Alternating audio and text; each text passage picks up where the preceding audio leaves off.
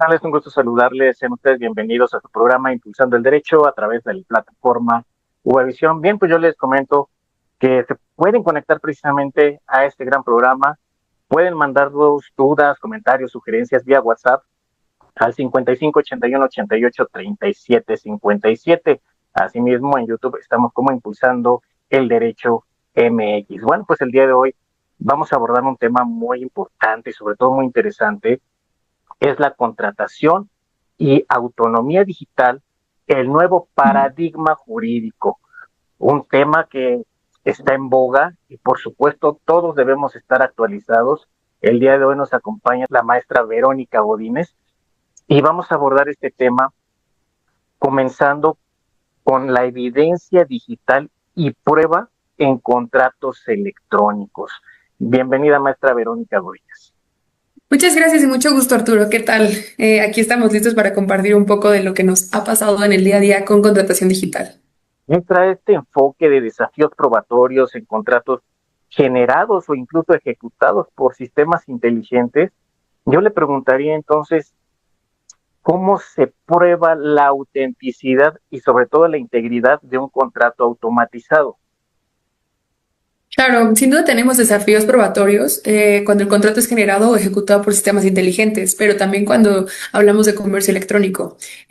Para esto necesitamos irnos a un marco de tres principios específicos, que son estos tres principios internacionales que marca la UNCITRAL, que es la Oficina de las Naciones Unidas para el Comercio. Y los tres principios equivalen a no discriminación, equivalencia funcional y neutralidad tecnológica. ¿Por qué tenemos que hacer esto? Bueno, pues porque tenemos que volver a lo básico, a los principios generales del derecho y tener una consecuencia práctica, porque en un procedimiento litigioso el juez no puede desechar un mensaje de datos solo por ser electrónico y no ser en papel, pero debe valorarlo por su fiabilidad y conservación. Entonces, por eso necesitamos el criterio de equivalencia funcional, tenerlo súper claro como abogados postulantes o abogados de empresa o incluso cualquier practicante del derecho. ¿Por qué? Porque necesitamos saber específicamente cuál es lo que estamos hablando de qué corresponde. Por ejemplo, la manifestación de la voluntad que esté bien hecha, que tengan legitimidad, que tengan capacidad las partes para poder hacer la contratación. Entonces, desde ahí necesitamos la viabilidad, la fiabilidad y la conservación de estos mensajes de datos o cualquiera que sea la contratación que vayamos a hacer. Incluso también en el ámbito comercial, maestra Verónica Godínez, es también un punto importante en el ámbito comercial. Sí, claro, es por eso justamente creo que la UNCITRAL hizo esta reglamentación desde hace más de 20 años y dentro de nuestro marco jurídico mexicano también tenemos reglas probatorias y como dices tú que intervienen desde la parte comercial. De hecho, el Código de Comercio define ya mensaje de datos, sistema de información, sello digital e incluso o sea, consagra ahí el tema de equivalencia funcional, que es lo principal que necesitamos hacer. Y si bien tenemos algunas otras normas que nos ayudan a fortalecer esta parte, no es necesario, ¿no? O sea, no necesariamente tenemos que tener un criterio específico o sobre regularlo todo, ¿no? Necesitamos la conservación, sí, necesitamos la digitalización, sí, pero volvemos al punto de los mensajes de datos y la equivalencia de criterio funcional, ¿no? También tenemos la ley de firma electrónica avanzada, el Código Nacional de Procedimientos Civiles también habla ya sobre la admisión de la valoración de pruebas digitales. Entonces ya esto ya está en materia civil, pero también en materia mercantil y ya no es lo único que hay. Entonces, llegando a cómo se prueba la autenticidad e integridad, si bien tenemos una NOM al respecto, que es la 151, que va más bien en el tema de la certificación de las firmas electrónicas, es lo más cercano que tenemos a hacer este criterio de equivalencia funcional. Pero bueno, precisamente estas cuestiones digitales están avanzando, vamos de a poco. Precisamente aquí en México, ¿cómo estamos avanzando? ¿Vamos bien? ¿Vamos a buen puerto? ¿Estamos en medio? ¿Estamos retrocediendo? ¿Nos estamos acostumbrando al papel o realmente estamos avanzando en cuestiones tecnológicas y digitales? Es muy curioso que me cuentes, que me hagas esta pregunta porque justamente desde 2019 tenemos estudios ya del INEGI en donde nos dicen que a partir de la pandemia tenemos un antes y un después, ¿no? O sea, en 2019 teníamos muy poca participación en el mercado respecto a firma electrónica avanzada y algunas otras cosas. Sin embargo, posterior a la pandemia, lo que ocurrió es que se incrementó en un 200% el comercio electrónico. Entonces, hay algunos estudios de la ANTAD, por ejemplo, de tiendas departamentales, en donde nos dicen que el comercio electrónico hizo que volara la mente de todo el mundo. ¿Por qué? Porque desde la persona que estaba en su casa y tenía la necesidad de un supermercado, ya estaba realizando contratación electrónica, ¿no? Entonces, con todos estos avances, sí, para mí es un avance fundamental en México a partir de la pandemia que nos forzó a hacerlo. Pero ¿qué pasa en el día a día? En el día a día hoy seguimos teniendo el principio de buena fe, ¿no?, entre Sí, comerciantes, porque al sí, final de cuentas el comercio es eso, confianza y credibilidad. Entonces, ¿qué necesitamos? En una orden de compra, pues acreditar, tener contratos marco, asegurarnos que la otra parte efectivamente tiene el poder para poder contratación. Entonces, por eso mismo, vuelvo al punto de que necesitamos volver al principio general del derecho, ¿no? En donde necesitamos tener bien conscientes los elementos de existencia y de validez de un contrato como para poder hacer esta equivalencia funcional y poder saber si estamos correctos. A mí un punto muy importante que me parece hacia dónde va México es en el tema de blockchain, ¿no? La aplicación de blockchain para todo sí, el tema de contratación. ¿Por qué? sí. Porque ahí es donde va a estar el peritaje, ahí es donde va a estar el verdadero desafío de la evidencia o del tema probatorio en cuestión de contratación. Entonces, para mí es blockchain, vamos hacia allá, no estamos ahí todavía, pero hoy lo que sí tenemos es la equivalencia funcional de nuestro lado, ¿no? El criterio de equivalencia funcional y además hacer un match con cosas básicas, con dictaminación legal, saber con quién estás contratando, saber quién es esa persona, la autentificación de datos, incluso las firmas electrónicas o biométricas, ¿no? Como las aplicaciones. O sea, tú sabes que al Sí, descargar una aplicación ya se puede hacer este tema. es cierto, ¿eh? Pero muchos no leemos ni siquiera cuando nos dicen, puedes instalar esta aplicación y ni siquiera lo leemos. ¿Cuáles son las bases de esa aplicación? Las restricciones de la misma aplicación. Entonces, este auge del comercio electrónico, o el comercio electrónico digital, está en un gran auge. Hay una gran transformación. Los contratos celebrados por medios electrónicos se han vuelto cada vez más comunes, como lo menciona maestra. Estos contratos, al igual que los tradicionales, pues son jurídicamente válidos, ¿no? Siempre que cumplan con los requisitos que bien menciona: consentimiento, objeto ilícito, la capacidad de las partes. Entonces, esta evidencia digital, sobre todo, es muy importante. Y hacia allá va mi siguiente pregunta: ¿qué valor tienen las firmas digitales avanzadas o biométricas? Bueno, más que qué valor tienen, es qué valor le damos las partes. ¿Por qué? Porque esa parte de la certificación, hoy México todavía no está listo para ello. Y te lo digo porque soy abogada de empresa y veo comercio todos los días, ¿no? Entonces, no todas las personas están dispuestas a pagar los altos costos de una certificación, de una casa certificadora autorizada por la Secretaría de Economía. Entonces, ¿en qué va? ¿Cómo funcionamos? Justo por el criterio de otros criterios, como que saber con quién estás contratando, hacer una debida diligencia de tu contraparte, saber que esa contraparte tiene una dictaminación legal adecuada, es decir, que tiene un buro de crédito comercial adecuado, tienes otros métodos para poder seguir confiando, que era la palabra clave en el comercio, el tema de creer, ¿no? El tema de la buena fe. Y si bien para nosotros no puede manejarse solo por eso, ayuda bastante. ¿En qué sentido? En que, por ejemplo, lo más común que yo veo es que se haga dictaminación legal entre las partes, que ambas se reconozcan sus personalidades y que hagan un acuerdo que inicialmente se firma wet signature, o sea, puño y letra, ¿no? Entonces, Sí. ¿en qué consiste? Ahí nos decimos, estas son las personas autorizadas para que te puedan firmar, yo te voy a responder por todas mis obligaciones, siempre y cuando estas personas tengan esta firma, y la firma puede ser una plataforma digital, ¿no? Hay algunas muy conocidas, por ejemplo, con DocuSign, o hay otra que se llama Trato, que es mexicana, y hay algunas otras, y esas hacen lo mismo. Básicamente en su plataforma se autentifican, hacen dictaminación y en adelante pueden firmar, aun cuando no estén certificadas por la Secretaría de Economía o no estén enlazadas a la firma electrónica avanzada del SAT. Bueno, entonces, ¿qué leyes mexicanas regulan esta validez y el uso de contratos electrónicos?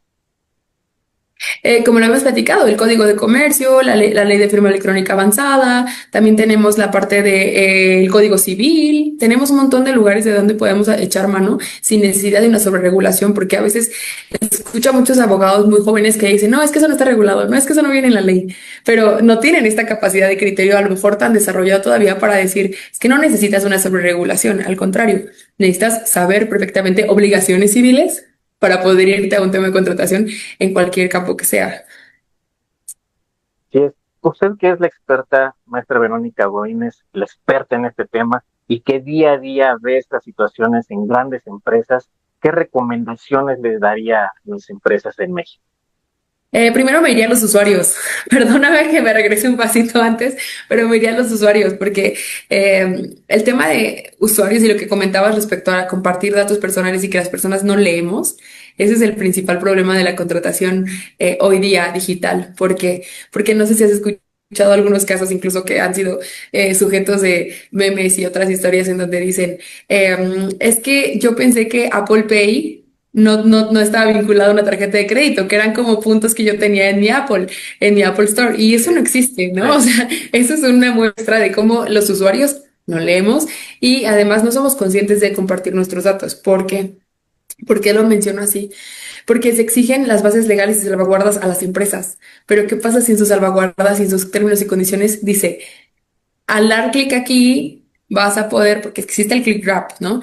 Y existen otros temas para poder darle manifestación de consentimiento. Entonces, si nosotros mismos estamos diciendo, sí, no hay problema, entra a toda mi lista de contactos, sí, no hay problema, autorizo que entres a mi galería completa de fotografías, sí, no hay problema, te autorizo que entres a mis cuentas bancarias, entonces no estamos bajo un criterio de poca regulación de las empresas. Está, pero vamos a seguir cumpliendo. ¿No? Entonces, la claro, responsabilidad más bien radica en el usuario. Entonces, y el usuario ser consciente de lo que cuestan y del valor que tienen sus datos personales. Porque por muchas leyes que existan, que ya tenemos eh, espera, es la más larga del universo, la Ley Federal de Protección de Datos Personales en posesión de los particulares, aunque ya tenemos esta ley, ¿cuántas personas realmente saben o tienen conciencia de sus derechos algo? ¿No? Es realmente muy poco. Y ahora, no, con el cambio del INAI, se vuelve aún más retador para un país como México ujú, cumplir los estándares europeos, por ejemplo, del GDPR. Entonces, en qué contexto estamos? Entonces, por eso precisamente yo insisto en que más allá de que sea de las empresas, es un tema de usuarios, que las empresas como quiera cumplimos, estamos obligadas somos sujetos obligados, ¿no? Pero también sí, son sujetos obligados todos los usuarios. Entonces, el principio de responsabilidad proactiva, para mí, es el primero que debemos de tener al claro. autenticarnos en cualquier lugar. Es cierto. Ya escucharon, es muy importante sobre todo que sepamos nuestros derechos y obligaciones que tenemos como usuarios, como individuos, que conozcamos estas firmas electrónicas, que conozcamos todo esto que existe a través de la inteligencia artificial, a través de los sistemas electrónicos, porque en México vamos bien, vamos avanzando bien, como dice la maestra.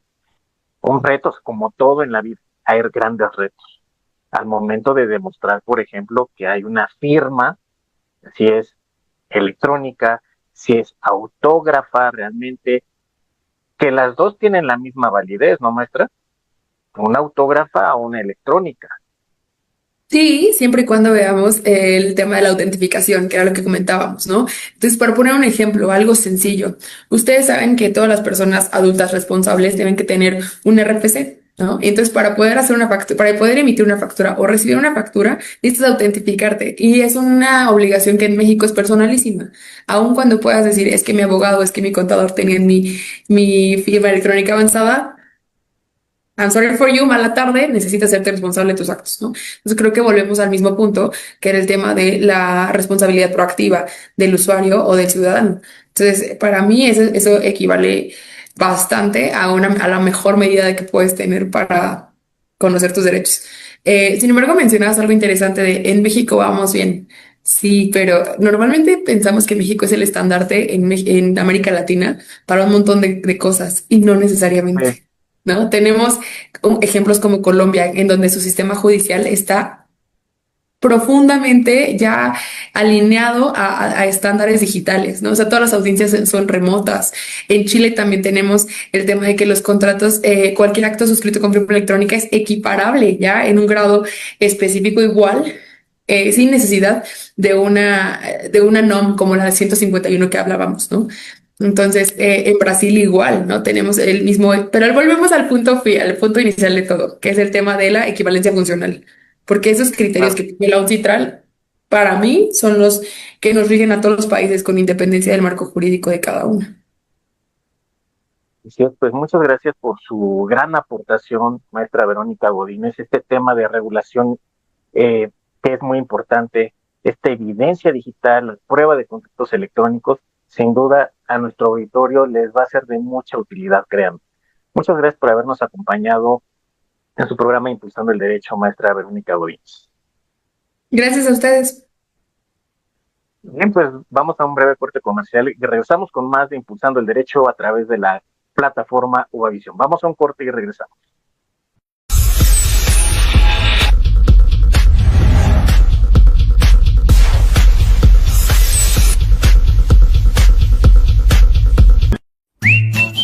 Aprende a realizar los mejores platillos de la gastronomía nacional e internacional en el programa La Sazón de Uvavisión, viernes a las 18 horas. En Uvavisión reinventamos la comunicación. Tal, bueno, pues ya estamos de regreso en su programa Impulsando el Derecho. Gracias por seguir con nosotros. Hay muchas personas que están interesadas en estos temas y que nos están haciendo llegar sus comentarios, sus dudas, sus sugerencias y a las cuales damos las gracias. Bueno, pues también está con nosotros la licenciada Tania Ramírez. Bienvenida, licenciada Tania Ramírez. No, muchas gracias a ustedes, a Uvavisión, a ti, Arturo, por la invitación y pues bueno, aquí emocionada para seguir compartiendo y construyendo estas ideas tan importantes. Así es, bueno, pues el tema que vamos a abordar el día de hoy es la regulación internacional y armonización jurídica en la era de la autonomía digital. ¿Sí es, maestra? Así es. Bueno, pues es un panorama comparado de cómo distintas jurisdicciones abordan la contratación con inteligencia artificial y la autonomía, sobre todo, de los sistemas, ¿no? ¿Qué modelos Sí. normativos existen, maestra Tania? Pues bueno, eso es una pregunta muy interesante y a propósito de un tema que es sumamente complejo, que todos los días está avanzando y que todos los días nos estamos presentando nuevos retos en cuanto a la regulación y la armonización con el derecho y bueno, pues obviamente la forma en cómo regulamos este desarrollo tecnológico, ¿no? Y yo creo que cabe decir, antes de presentar los modelos normativos que existen o que se están desarrollando todavía, que la interrupción o la irrupción de sistemas de inteligencia artificial pues sí plantea nuevos retos específicos, ¿no? Para la contratación pública, para las contrataciones privadas, porque recordemos algo, la inteligencia artificial son sistemas que aprenden y actúan autónomamente, ¿no? Y que cambian muchísimas asignaciones de riesgo, de trazabilidad de decisiones, de exigencia de garantías. Y bueno, pues ante eso es que se han estado pensando tanto desde la academia como desde el ámbito empresarial y los sectores gubernamentales en el mundo, cuáles son los marcos normativos que se mueven, ¿no? Basándose, pues, justamente en diferentes enfoques, principalmente en enfoques de riesgos, en principios éticos de uso, por supuesto, en estándares técnicos y de gestión, y con un fuerte componente de gobernanza pública sobre la adquisición y el uso de la inteligencia artificial, ¿no? Entonces, aquí yo traté de resumir como cuáles podrían ser los modelos normativos que lo pueden regular.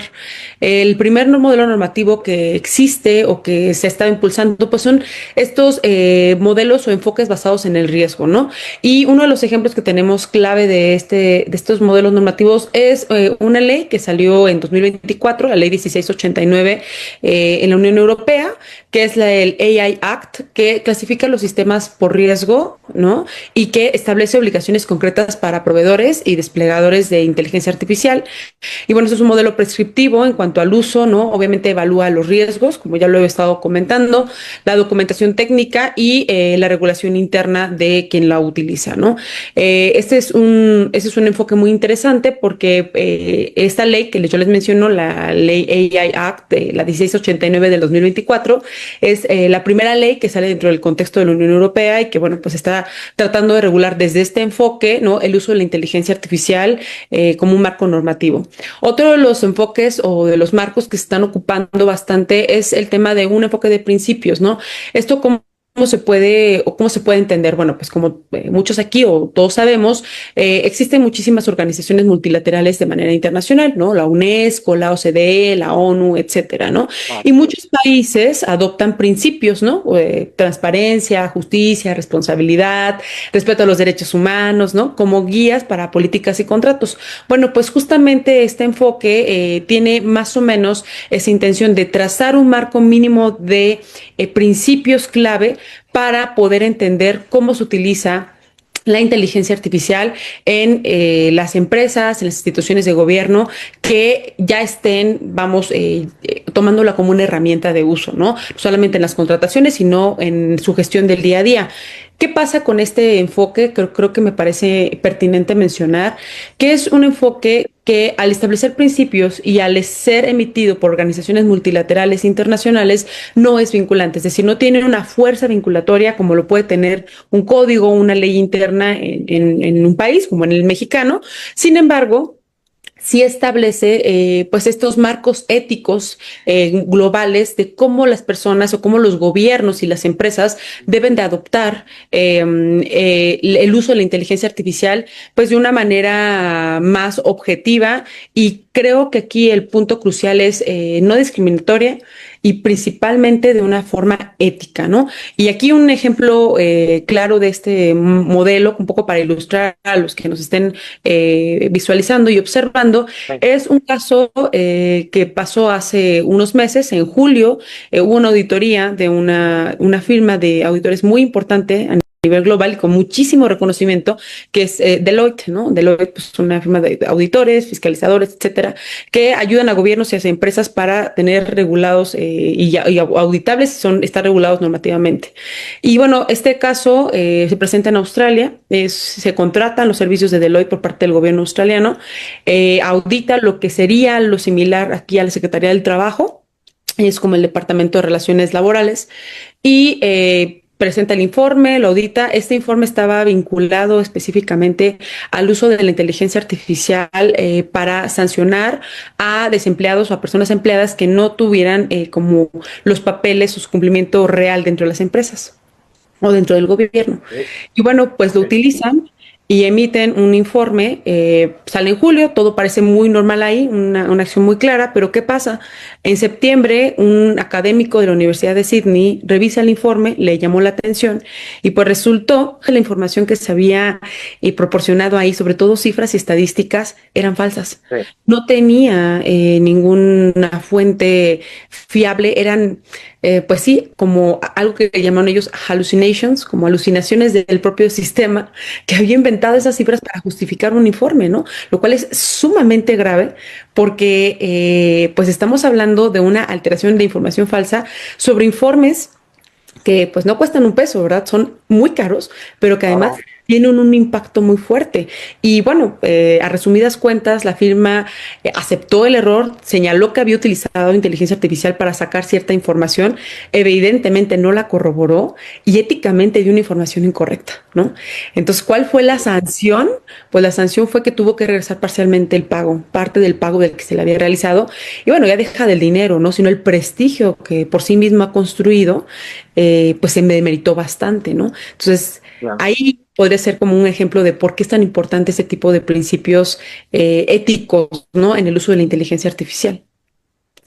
Y sobre todo, maestra, también cómo proteger, ¿no?, estos derechos a la privacidad, el uso de esos algoritmos de la inteligencia artificial en el análisis de datos personales.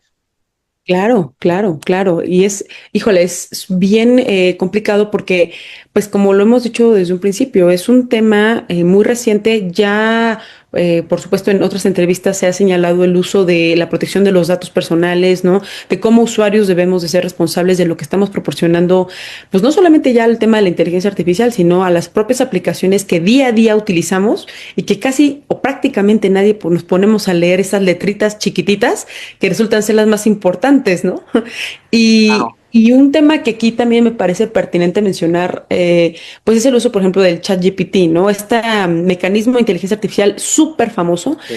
que está siendo utilizado por ciudadanos, por entretenimiento, por empresas, por gobierno, y sí creo que de una manera muy irresponsable, ¿no? Y que está teniendo impactos tanto a nivel individual como a nivel colectivo que están perjudicando muchísimo la forma en cómo nos relacionamos, ¿no?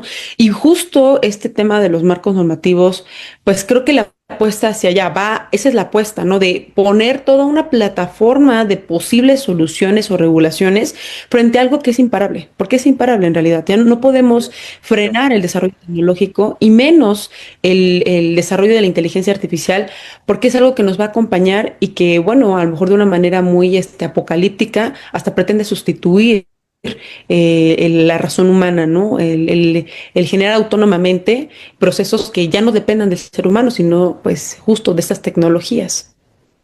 Sí, entonces va a haber normas, va a haber tratados, incluso a nivel internacional, que se van a estar desarrollando para regular este uso ético de la inteligencia artificial. Así es. Y hay otro, uno que quiero mencionar para poder terminar junto con este componente, que es los marcos de gestión de riesgos y gobernanzas técnicas, ¿no? Por ahí también se ha mencionado el tema de las ISOs, ¿no? ¿Cuáles son las ISOs que regulan tal cosa, ¿no? Que Sí. son sumamente importantes. Y aquí, en diciembre del 2023, sobre todo en Europa, que es donde pues nos han llevado un poco el avance ya de la regulación con el AI Act o, bueno, lo que les he estado comentando, pues también salió esta ISO que es la ISO 42001, que tiene que ver con la gobernanza de la inteligencia artificial y la alineación regulatoria, ¿no? Y que empieza a caminar justamente más allá en las certificaciones de las empresas que ya también tienen esa exigencia de esta AI Act que exige el uso no solamente ético bajo este principio, sino de una manera más Claro. técnica, ¿no? ¿Cómo vamos a darle probanza a los contratos? ¿Cómo? ¿Qué se debe contener un contrato que utilice inteligencia artificial, que lo genera automáticamente? ¿Cuáles van a ser esas claves? Y creo que ese, digamos, es el punto más importante prácticamente hablando, ¿no? Sí, ¿Qué es lo sí, que tenemos que hacer jurídicamente las hablando, claro. personas? Sí. Entonces, pues sí, justo creo que ahí están algunos modelos que están saliendo. Ya no es algo que se esté pensando, es algo que está caminando apenas, es cierto, ¿no? También hay por ahí muchas propuestas de convenios o tratados internacionales. Hay uno que salió en 2021, que estuvo pasando en 2021, que tiene que ver con un modelo, pues con una convención sobre uso de inteligencia artificial, derechos humanos, democracia y Estado de Derecho, ¿no? Y justo se suscita en el Consejo Europeo, lo firman distintos estados del Consejo Europeo y otros que no son parte de la Unión Europea, como Estados Unidos, pero, oh sorpresa, nadie lo ha ratificado.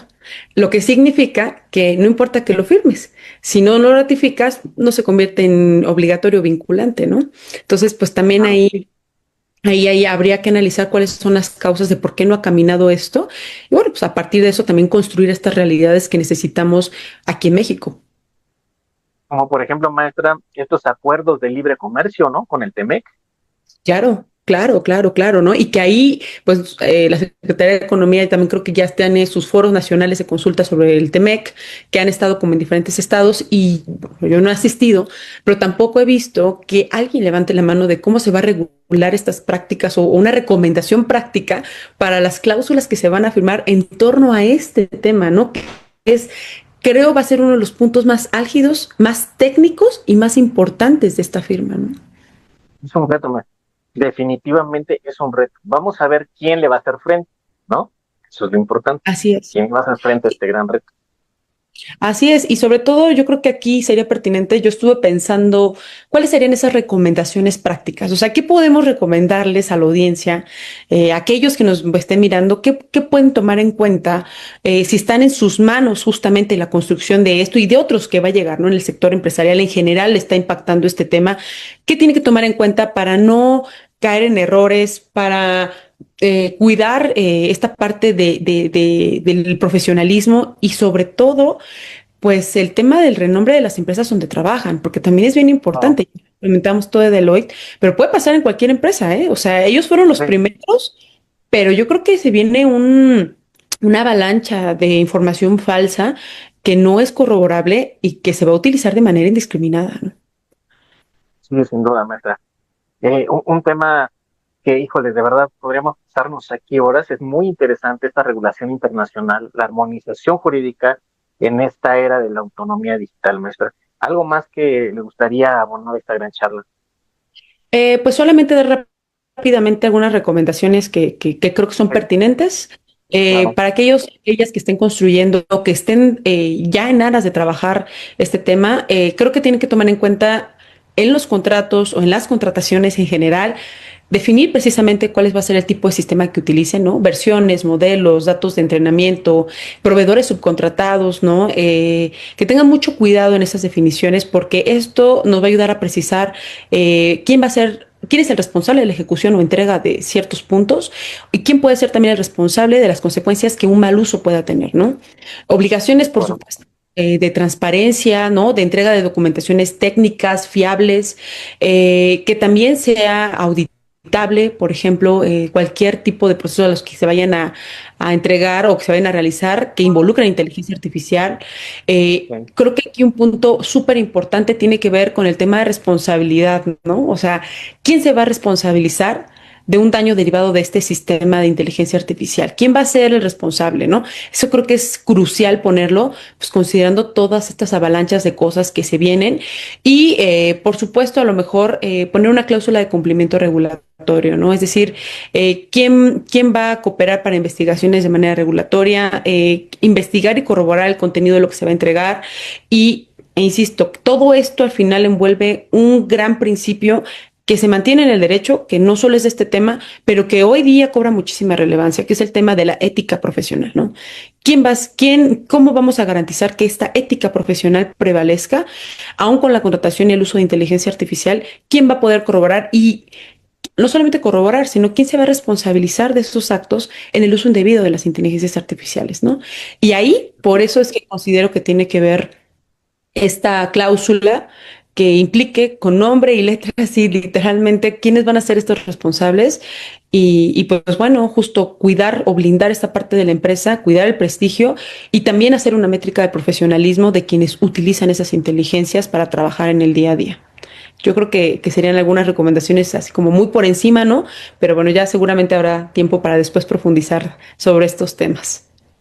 Sí, muchas gracias. Esas recomendaciones realmente muy, muy valiosas, y las agradecemos, maestra Tania. Nuestro auditorio precisamente ellos están conectados, están atentos, siguiendo esta charla y justamente querían saber algo, ¿no? Estas recomendaciones, ¿qué hacemos ante estas situaciones? Y pues muchas gracias por aclararles este panorama a nuestro auditorio. Muchas gracias una vez más, maestra Tania Ramírez, por haber estado aquí con nosotros en su programa Impulsando el Derecho. Pues muchas gracias a ustedes por la invitación y por impulsar justamente estos temas que son muy necesarios. Ahí nos vemos en la próxima. Muchísimas gracias. Muchas gracias, buen auditorio. Vamos a un breve corte comercial. Regresamos con más. Todavía tenemos más de este gran programa. Tenemos grandes invitadas que realmente están aportando muchísimo, realmente muchísimo a estas cuestiones tecnológicas. Pues vamos a un breve corte comercial y regresamos con más de Impulsando el Derecho a través de la plataforma UAVisión.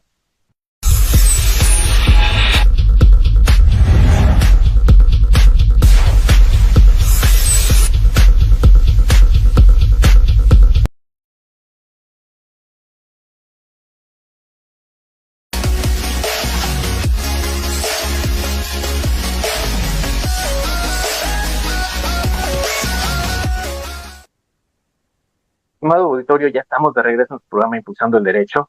Gracias, estamos recibiendo sus comentarios que realmente nos están dejando aquí en la plataforma Guavisión, los cuales estamos leyendo y les damos las gracias porque son realmente interesantes y nuestras ponentes, nuestras invitadas, les haremos llegar estas grandes preguntas que ustedes han realizado. Seguimos con el tema contratación y autonomía digital, el nuevo paradigma jurídico. Ahora le doy la bienvenida a la licenciada Karen Beatriz Hernández Nolasco. Licenciada, sea usted bienvenida al programa Impulsando el Derecho. Muchas gracias, Arturo. Pues sí, la verdad es que es un gusto hablar del tema de inteligencia artificial en la práctica jurídica. Creo que pues esto está representando un futuro importante para el sector legal. Y pues digo, comentando un poco esto, hay un libro que específicamente se llama así, El futuro del derecho, inteligencia artificial en la práctica jurídica, que está muy interesante y habla de cómo la inteligencia artificial busca emular la inteligencia humana.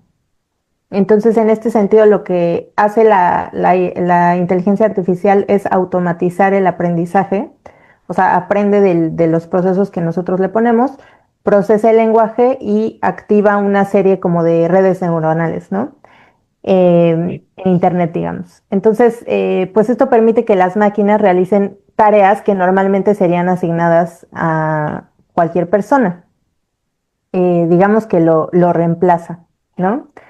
Entonces, bueno, pues el procesamiento de ese lenguaje natural se conoce por sus siglas en inglés como NLP. Lo que hace es capacitar a las máquinas para poder comprender este conocimiento, analizarlo e interpretarlo. Actualmente, pues hay algunas plataformas en el ámbito de la inteligencia artificial, pero específicamente en el ámbito legal, como ROS, que acelera un poco la investigación jurídica. Tenemos también Kira, que lo que hace es revisar y analizar contratos. ThoughtRiver, que hace también un análisis legal predictivo para contratos, entre otras muchas pues aplicaciones que ahorita están, pues digamos que en boga, ¿no? Em, Como lo señalaba la especialista Tania Ramírez en la plática que tuvimos, pues también los chatbots fungen como una herramienta para asistir al ser humano, pero tienen ciertas limitaciones, porque no pueden reemplazar pues la experiencia que a lo mejor un abogado, un juez o cualquier persona del sector legal pueda tener en casos particulares, ¿no? Entonces, pues quisiera recordar un poco un hito para hablar de los smart contracts, que fue clave en la historia de la tecnología digital, que fue el 31 de octubre del 2008. Este día se publicó un documento que se tituló Bitcoin, Peer-to-Peer Electronic Cash System, que fue desarrollado por Satoshi Nakamoto. Y pues esto marcó un punto de partida para tener idea de lo que es el blockchain. Este fue el momento en el que se planteó por primera vez un sistema de contabilidad distribuida y una moneda digital descentralizada. Entonces, pues esto obviamente para muchas empresas, marcó un antes y un después, ¿no? Porque esto lo que hacía era permitir transacciones directas entre personas, pero sin que hubiera algún intermediario. Y para esto, pues obviamente se utilizó la criptografía y una red descentralizada de computadoras. Entonces lo que hacía, pues es que se validaba y se registraba cada una de las operaciones en una cadena de bloques digitales. Así fue como nació pues la tecnología de blockchain. Hay un documento que lo explica muy bien de BBVA, en donde señalan que el blockchain pues, evolucionó enormemente a partir del 2008 y obviamente con la aparición de las criptomonedas, ¿no? En donde pues también hay ciertos tokens que se utilizan con diferentes funciones como para temas de pago, para algunos servicios que ofrecen ciertas empresas dentro de la plataforma y demás. Entonces, este tema del blockchain lo que hizo fue que dio origen a no necesariamente dio origen, pero sí marcó un paso importante para los smart contracts que tenemos hoy, ¿no? Que son los contratos inteligentes. Sí, es porque precisamente existen son autoejecutables, ¿no? Incluso se activan sin intervención humana. Sí, correcto. Sí, lo que pasa es que pues ahorita ya está todo como configurado en código. Entonces aquí lo que es súper interesante es que la automatización de estos acuerdos entre las partes ya no tienen intervención humana, como bien dices. Y pues en paralelo está esta tecnología, pues lo que hizo fue desarrollar ciertos mecanismos de validación que son sofisticados. Entonces, para ciertas empresas esto es una forma que garantiza una transacción segura, ¿no? Que no está a cargo de las personas necesariamente, sino está basada en el algoritmo. pero surgen muchas preguntas en relación con, por ejemplo, ¿qué pasa si el algoritmo tiene algún error? ¿Qué pasa? O sea, entra el dolo, entra el error, entra un tema de mala fe. O sea, ¿cómo actuamos ante pues estos vicios a lo mejor del consentimiento que tendríamos en contratos que en donde pues sí hay voluntad para contratar, ¿no? O no era la intención, ¿no? Porque precisamente son incluso inmutables. Una vez Ujú. cargados ya estos en la cadena, ya subidos a la red, no pueden modificarse. Sí, Ya está correcto. cargado, no se pueden modificar hasta que llegan de este lado, hasta que llegue el resultado, digamos. Sí, justamente. Pues sí, lo cierto es que esta tecnología de blockchain y los smart contracts han transformado pues esta ejecución del acuerdo de voluntades, ¿no? Que finalmente la manifestación de la voluntad pues es esencial para un contrato normal, ¿no? Salvo en los contratos de adhesión en los que a lo mejor te adhieres a las obligaciones impuestas, pero no necesariamente las dos partes establecen las obligaciones. Entonces, Claro. en este tema lo que también es interesante es si este algoritmo, por ejemplo, del tema de blockchain y demás, puede sustituir esta voluntad contractual. Porque como bien decías, pues todo este algoritmo está ya en el sistema Sí. y entonces, ¿qué pasa con la voluntad de las partes? ¿No? Y claro, y en estas aplicaciones legales, licenciada, vamos a tener estos contratos de compra-venta digital. Ujú. Incluso el registro, ¿no? Registro de propiedad de inmuebles, de vehículos, por mencionar algunos. Sí, sí, la Entonces, verdad es que es cierto, hay muchos tipos de contratos y muchos tipos de obligaciones que ahorita ya se están haciendo de forma automatizada, ¿no? sí, Entonces, pues sí, los smart contracts son pues este tipo de acuerdos que son autoejecutables y como bien lo señalas, están escritos en un código informático que no se puede modificar, se almacenan en la blockchain y a diferencia del contrato tradicional, que puede ser un contrato de compra-venta, un contrato de arrendamiento, etcétera, etcétera, que está firmado a lo mejor por ambas partes establecen las obligaciones y demás, en los contratos inteligentes no se requiere el intermediario para hacerlos cumplir, sino que una vez que se cumplen las condiciones preestablecidas, el contrato se ejecuta automáticamente. Entonces, a lo mejor a través de este sí. contrato se pueden transferir fondos, se pueden entregar activos digitales, entre otras cosas que obviamente los smart contracts pues cada vez van teniendo un sector más amplio para ser ejecutados, ¿no? Entonces, hablando de esta transparencia, todas las transacciones pueden ser auditadas, ¿no? Sí, claro. Sí, o sea, a ver, por ejemplo, en los contratos de adhesión, en temas de servicios o productos, ¿no?